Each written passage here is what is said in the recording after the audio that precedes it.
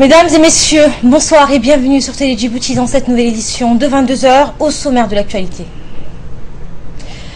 L'Institut des études diplomatiques a abrité ce matin la 9e réunion de la commission conjointe ministérielle sur les projets de la ligne de chemin de fer Djibouti-Éthiopia. Et dans l'actualité internationale, après les attentats de Paris, New York, prochaine cible des islamistes de l'État islamique. C'était le titre, bienvenue à tous. L'Institut des études diplomatiques a abrité ce matin la 9e réunion de la commission conjointe ministérielle sur les projets de la ligne de chemin de fer djibouto-éthiopien. Cette réunion s'est déroulée en présence du côté djiboutien du ministre des Affaires étrangères et de la coopération internationale, Mahmoud Ali Youssouf, le ministre de l'équipement et des transports, Moussa Ahmed Hassan, le ministre de l'économie et des finances, Ilyas Moussa Dawale, le président des autorités des ports et des zones franches, Aboubakar Marhadi, le directeur général de la société djiboutienne du chemin de fer, Mahamoud Labar Roblé, et des nombreux responsables. Et du côté éthiopien, ont assisté à la réunion le ministre du transport, Workene Gebihu, ainsi que le ministre de l'économie et des finances éthiopien, Ahmed Shide. Les deux parties ont chacun présenté le travail accompli sur les deux territoires par une projection, et cela disant 93% des travaux ont été accomplis pour les deux parties. Par ailleurs, les différents points évoqués au cours de la réunion par les deux parties ont essentiellement porté sur l'état d'avancement des travaux de construction de la nouvelle ligne ferroviaire. Il a été aussi question du volet d'électrification de la ligne. Les deux parties ont également abordé le système de management du corridor et les postes de contrôle communs aux frontières ainsi que les différentes connexions du projet ferroviaire avec le port de Raleigh. Écoutez, Moussa Ahmed Hassan, le ministre djiboutien de l'équipement et des transports, qui a dans une interview rappelé que le projet de la construction de la ligne de chemin de fer est le symbole de la bonne qualité de la coopération qui existe entre Djibouti et l'Éthiopie. Selon le ministre, la mise en œuvre de ce grand projet a nécessité une collaboration étroite et des échanges permanents entre les services concernés des deux pays. Écoutez le ministre. Dans le cadre de la construction de cette ligne de chemin de fer, les deux pays, la République fédérale et démocratique d'Éthiopie et la République de Djibouti, ont mis en place une commission intérieure.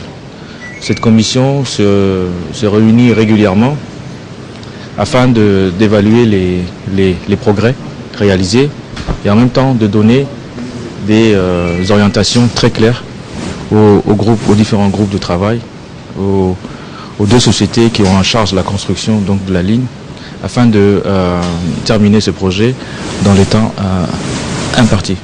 Et là, nous sommes à la 9e réunion.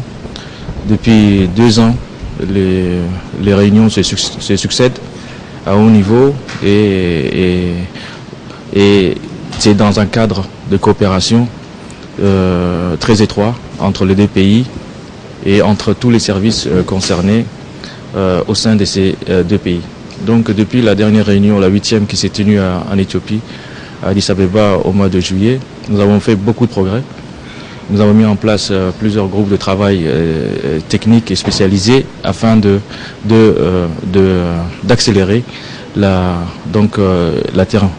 finalisation de ce grand projet. Donc ces différents thèmes portent sur l'exploitation, sur la connexion de cette ligne de chemin de fer avec les ports, les procédures qui vont être mises en place au niveau de la frontière afin d'accélérer et que la frontière ne devienne pas un goulot d'étranglement, et puis l'électrification globale de cette ligne de chemin de fer qui est un projet spécifique aussi, puisque une ligne à haute tension va être construite. Et là, nous sommes aujourd'hui à ce niveau-là. Le taux de progression de la ligne est à plus de 90%. Et nous avons la ferme intention donc de terminer le projet dans les mois à venir. Également dans l'actualité, direction Arta, où un atelier sur les conditions des femmes en milieu rural et périurbain ainsi que l'accès aux services socio-économiques s'est tenu dans la région. Ce programme de lancement est initié par le ministère de la promotion de la femme et du planning familial avec le chargé de relations avec le Parlement en étroite collaboration avec le ministère de l'Éducation nationale et l'Union européenne. Eh bien, l'objectif de cet atelier est de mettre en place une étude qui se basera sur un échantillon représentatif de 1260 personnes et s'effectuera dans les 5 régions de l'intérieur et les localités périphériques de Djibouti-Ville. Cela va permettre d'apprécier certaines différences entre la situation sociale des femmes et des hommes qui vivent en milieu rural et périurbain pour disposer des données concrètes sur la discrimination des femmes et des pistes sur des possibles stratégies. Ces données serviront de base pour la mise en œuvre des actions de la politique nationale du genre conduit par le ministère de la Promotion de la Femme et les résultats serviront de base de référence à la programmation avec l'Union européenne d'un vaste programme de promotion de l'égalité du sexe ici à Djibouti. L'ONG nationale, à l'instar de l'ONG PLA, est mise en contribution pour réaliser une étude de telle envergure. En cela, nous sommes conscients du double défi qui nous attend. Il s'agit d'abord de mener cette mission pour laquelle PLA a été sélectionnée et à ce titre se pose en alternative nationale à l'expertise internationale souvent sollicitée en l'espèce par le passé. Le second défi consiste à mener à bien un travail dont l'enjeu est de produire un outil de prise de décision qui améliorera le sort de nos concitoyennes et concitoyens. Le progrès de la femme djiboutienne s'accélère depuis 1999 par un rythme soutenu grâce à d'énormes efforts consentis par les chefs de l'État pour l'amélioration de son statut socio-économique et politique. Il fut soutenu dans ses actions visionnaires par la première dame, Mme Kadra Mahmoud Hed, en tant que présidente de l'INFD, et également à de multiples niveaux par ses engagements à la Sable. Je tiens à féliciter Madame la ministre de la Promotion de la Femme, Hassana Barkat Daoud, qui a pris à bras le corps la question du genre et ne cesse d'œuvrer pour le renforcement du leadership des femmes dans notre cher pays. Et sans transition, l'ambassadeur de l'Union européenne à Djibouti, Joseph Silva, a indiqué que l'Union africaine a retenu comme thème l'année 2015 l'autonomisation des femmes à travers le continent. Les exemples, a-t-il poursuivi, sont nombreux, ce qui prouve que cette autonomisation est l'une des clés du développement économique et social. Écoutez l'ambassadeur. L'étude que nous lançons aujourd'hui en coopération avec le ministère de la Promotion de la Femme et la direction du financement extérieur du ministère des Finances revêt pour cette raison une grande importance à mes yeux et je suis très heureux d'être ce matin à Arta dans le calme et la fraîcheur légendaire de cette belle ville pour cette occasion. Cette étude sur les conditions des femmes en milieu rural et périurbain et les services socio-économiques mis à leur disposition, puis l'atelier de restitution qui sera ensuite organisé, vont permettre de collecter des données fiables, actualisées, et d'entendre ce que disent de leurs conditions de vie et de leurs attentes des milliers de femmes en milieu rural et périurbain afin de mieux définir les priorités et d'être plus efficaces dans la mise en œuvre des programmes et projets de développement. Et la ministre de la Promotion de la Femme et du Planning familial chargée de relations avec le Parlement, Mme Hassana Barkat Daoud, a rappelé pour sa part que cette étude, qui est d'une grande importance, constituera un outil pour la prise de décision au niveau national dans la planification et la mise en œuvre des programmes et des projets de promotion de l'égalité entre les femmes et les hommes. Écoutez la ministre. Conformément à la feuille de route tracée par le président de la République, son Excellence M. Ismaël Omar Guelleh, à l'ensemble du gouvernement, tous les programmes du gouvernement tendent vers la diminution du gap existant entre les régions rurales et les villes. Parce qu'il ne peut se concevoir de développement que global, inclusif et holistique, améliorer les conditions de vie des communautés rurales n'est pas un choix. C'est une nécessité, tant sur le plan économique, car un pôle de développement économique unique et centralisé ne peut être viable à long terme, que sur le plan social, car les disparités régionales ne pourraient que nuire à l'épanouissement de la société dans son ensemble. Aussi, toute l'action gouvernementale, de la construction de routes et de l'aménagement des pistes pour améliorer l'accessibilité, à l'électrification rurale, l'approvisionnement en eau potable, au microcrédit et à l'amélioration de la couverture sanitaire et scolaire, en soulignant l'accès à l'assurance maladie universelle et le programme national de solidarité, qui va changer la vie des plus vulnérables parmi lesquelles figure une partie des femmes rurales. Et le secrétaire d'État à la jeunesse et au sport, Badoul Hassan Badoul, a reçu ce matin la délégation du Fonds saoudien de développement, composée du directeur général adjoint, Fawzi Olian Al-Saoud, et du conseiller Abdullah Al-Rumeh. Et cette réunion donc avait pour objectif une mise au point de l'évolution des travaux des plateformes sportives construites tant dans la capitale que dans les régions de l'intérieur. D'emblée, le secrétaire d'État à la jeunesse et au sport, Badoul Hassan, a remercié la délégation pour sa visite qui doit tendre vers un échange et une concertation sur l'état d'avancement des travaux. Après un échange de points de vue, les responsables se sont dit satisfaits des déroulements des travaux. Par la suite, une équipe du secrétaire d'État à la jeunesse et au sport, composée de responsables du département du Fonds saoudien, donc ont effectué une visite sur les terrains des plateformes pour constater l'avancement des travaux. Et à noter que le Fonds saoudien de développement finance ce programme de plateforme. Cette délégation du Fonds saoudien est à Djibouti, on le rappelle, depuis quelques jours pour s'entretenir avec les différents responsables concernés. Et dans le reste de l'actualité, Dini Abdallah Omar, le secrétaire général du ministère de l'Habitat, de l'Urbanisme et de l'Environnement, a présidé hier l'ouverture d'un atelier national de sensibilisation environnementale destiné aux ulémas en présence du secrétaire général du ministère des Biens, WARF, et des représentants de l'Organisation régionale pour la conservation de l'environnement de la mer Rouge et du golfe d'Aden, et le conseiller technique du ministère de l'Habitat, de l'Urbanisme et de l'Environnement, Aden Hassan Elmi, de l'ensemble des imams, ainsi que des représentants des écoles islamiques à Djibouti. On voit l'objectif de cet atelier dans ce commentaire de Hamza Mohamed. L'environnement de Djibouti est un patrimoine national à partie intégrante du patrimoine mondial. Sa préservation constitue de ces faits un intérêt primordial à l'échelle locale, nationale, régionale et internationale pour garantir les besoins des générations actuelles et futures. La préservation et protection de nos ressources environnementales passe nécessairement par la sensibilisation des acteurs clés comme les oulémas. Durant les 2 jours d'atelier, les oulémas ont pu voir que l'islam est à la pointe de la protection de l'environnement et ont pris par la suite la décision d'agir en fonction des valeurs inculquées par le Saint-Coran afin de contribuer activement à la préservation de cet environnement. Face à l'environnement, aux ressources et aux conditions de vie, autant l'islam adopte une attitude fondée sur la protection et l'interdiction de la dégradation, autant il prône également l'édification, l'établissement et le développement. À l'issue de l'atelier, il a été convenu du rôle fondamental que les oulémas et les imams ont à jouer dans la protection de l'environnement et du développement durable au sein de la société. Dans un mot prononcé à cette occasion, le secrétaire général du ministère de l'Environnement, Dini Abdallah Omar, qui préside cet atelier, a exhorté tout un chacun à se consacrer pleinement à toutes les étapes de cet atelier et de tirer le maximum de profit de l'expérience de différents présentateurs. À l'issue de son intervention, le secrétaire général a remercié le PERSCA qui appuie depuis de longues années les activités de protection et de préservation de l'environnement marin et côtier.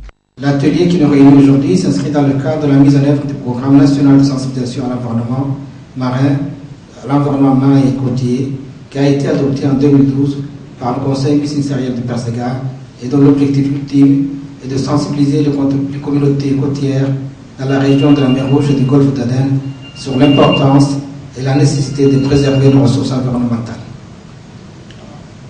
Aussi, cette rencontre s'inscrit dans le cadre de la mise en œuvre de renforcement des capacités des oulémas en matière de sensibilisation à l'environnement et assure leur contribution afin de mettre en place à l'échelle nationale une culture environnementale citoyenne. Autrement dit, cet atelier est une occasion privilégiée pour informer et sensibiliser les oulémas et les imams qui vont transmettre ce message au grand public, notamment ceux qui fréquentent les mosquées, sur l'importance de la conservation de l'environnement. C'est aussi l'occasion de s'interroger sur les enjeux liés à la protection de cet environnement marin et la préservation des espèces, ainsi que d'adopter les réponses tirées de nos ressources religieuses à ces questions. Direction la Tanzanie, où le directeur de l'Institut des études diplomatiques, Moussa Ali Megad, accompagné du sous-directeur chargé de la programmation des formations et du perfectionnement, Merane Adahir Merane, s'est rendu du 16 au 18 novembre à Arusha, en Tanzanie, pour la signature d'un accord de partenariat avec le directeur général de l'Eastern Southern Africa Management Institute, le ESAMI, le professeur Bernard Mwapi.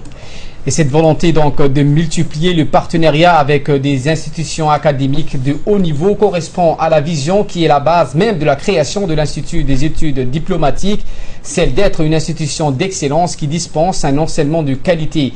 Un tel partenariat est en mesure de répondre aux défis pédagogiques et institutionnels auxquels l'Institut s'attelle à résoudre afin de poser véritablement ses ambitions d'institution de formation pour les pays membres de l'IGAD. L'ESAMI donc est une institution de formation appartenant à 10 pays de l'Afrique orientale et australe, le Kenya, le Malawi, le Mozambique, la Namibie, les Seychelles, le Swaziland, la Tanzanie, l'Ouganda et le Zimbabwe. Elle a pour mission donc de renforcer la capacité des acteurs publics, parapublics et privés des États membres à formuler aussi, concevoir et mettre en œuvre des études économiques, politiques, commerciales et sociales à travers des cycles de formation adéquats de courte et de moyenne durée.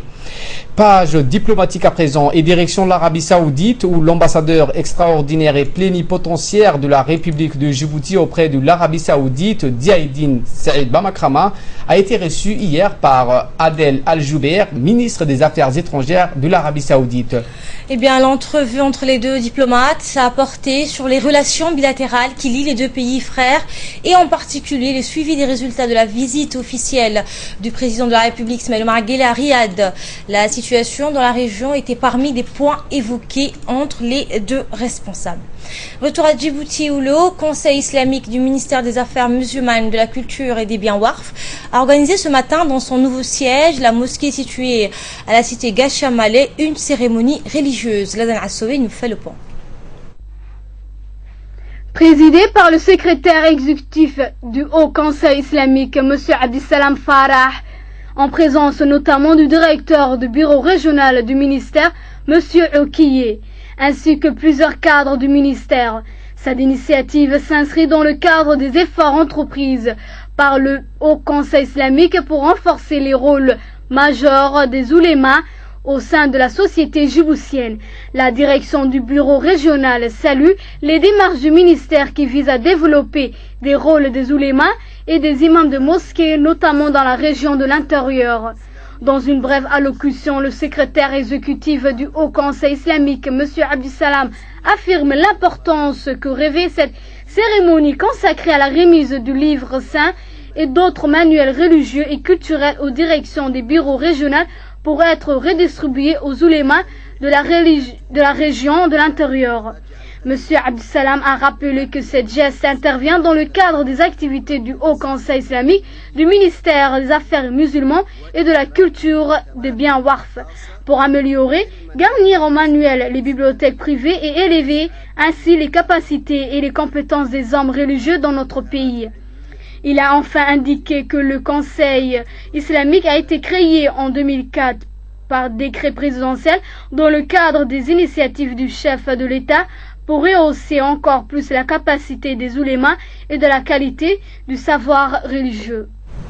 Dans le reste de l'actualité, les éléments de la brigade de Cheikh Moussa ont été informés hier qu'un lot important de contrebande des produits pharmaceutiques se trouverait à un domicile d'une dénommée Khadra Mohamed Jama, connu dans le milieu de ces commerces illicites. Aussitôt donc nantis de ces informations, les gendarmes de la brigade de Cheikh Moussa se transportent au domicile précité.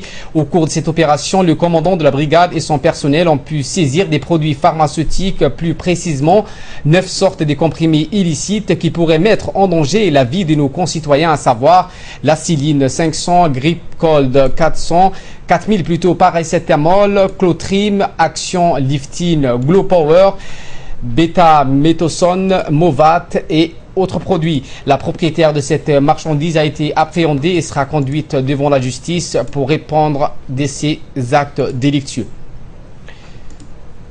Direction Tajoura, où le Lions Club de Djibouti, en collaboration avec le ministère de la Santé, a organisé une caravane de consultations ophtalmologiques et de chirurgie de cataracte gratuite dans les régions de l'intérieur, et ce, dans le cadre de la lutte contre la cécité.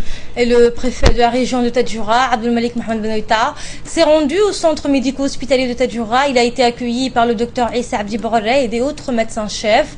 Le docteur Borré lui a toutefois expliqué le bon fonctionnement de la Lion Club. Les activités ont débuté le 14 novembre et se poursuivront jusqu'au 20 novembre prochain dans la ville blanche. Les patients opérés ont tous bénéficié des traitements post-opérés en collyre.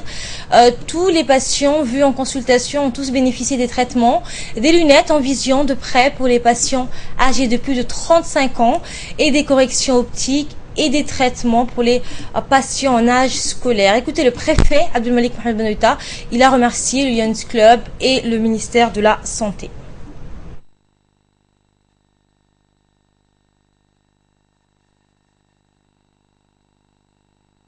Je tiens à remercier le ministère de la Santé et le Lions Club pour cette action qu'ils ont réalisée dans la région de Tadjoura, à savoir aider les personnes qui ont des cataractes, les opérer sur place, éviter que ces gens se déplacent vers Djibouti, qui nécessitent beaucoup de moyens.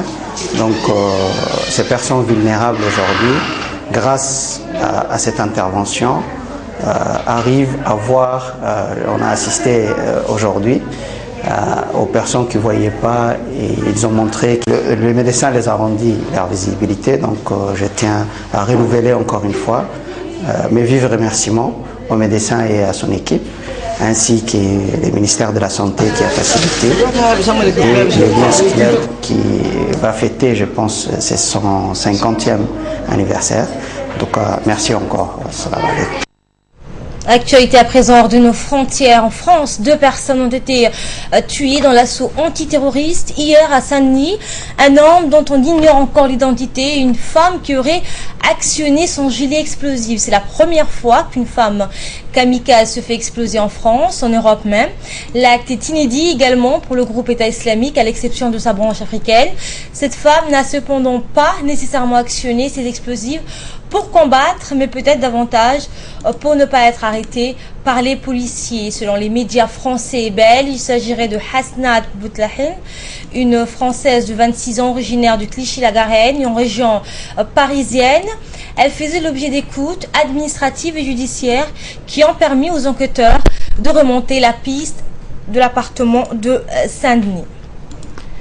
À l'étranger toujours, après les attentats de Paris, New York, prochaine cible des islamistes de Daesh, eh bien, dans une vidéo de propagande diffusée hier par les terroristes, la ville de New York aux États-Unis apparaît clairement en ligne de mire.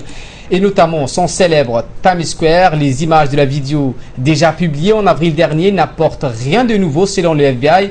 Pour autant, la vidéo réaffirme le message que New York reste une cible terroriste très importante et la ville demeure dans un état de vigilance renforcée. Le maire de New York n'en a pas moins immédiatement réagi pour rassurer ses concitoyens. C'était le journal de la rédaction. Merci de votre fidélité. Restez avec nous et bon week-end à tous.